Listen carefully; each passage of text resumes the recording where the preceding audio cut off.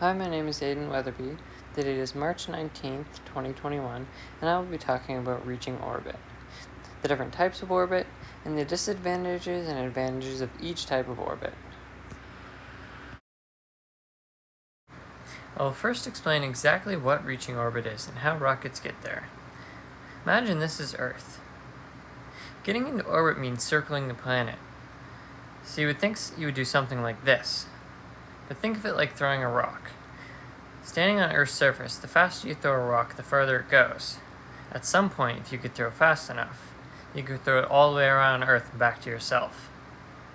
If you're standing in space and did this, you could continue going around Earth because there's no air resistance to stop it. This is why rockets first go straight up and then they go into orbit, like so. There are many different types of orbit that offer unique advantages. For example, a higher altitude orbit of roughly 36,000 kilometers allows for a geostationary orbit.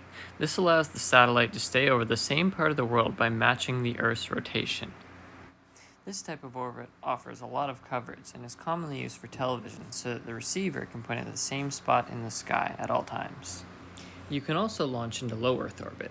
This can go as low as 200 kilometers, but typically ranges from 400 to 1,000. Since low Earth orbit is closer, it takes less time to send and receive information.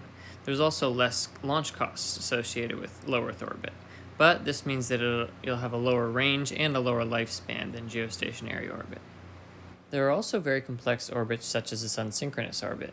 This can place a satellite constantly in sunlight, which is very good for solar power because it gives you constant energy. This is also good for imaging because it allows constant light on the Earth to take images. While these are very specific types of orbits, there are also a wide range of satellites between low Earth orbit and geostationary orbit. The altitude can be chosen based off of the mission's needs, and specific trade-offs in performance can be tailored to what the space mission is trying to achieve. Oftentimes, missions need more than one satellite.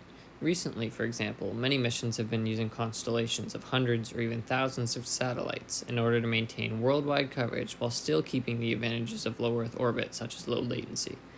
This type of mission has a wide range of applications, especially within internet services. On the other hand, only 3 satellites in geostationary orbit are needed for worldwide coverage.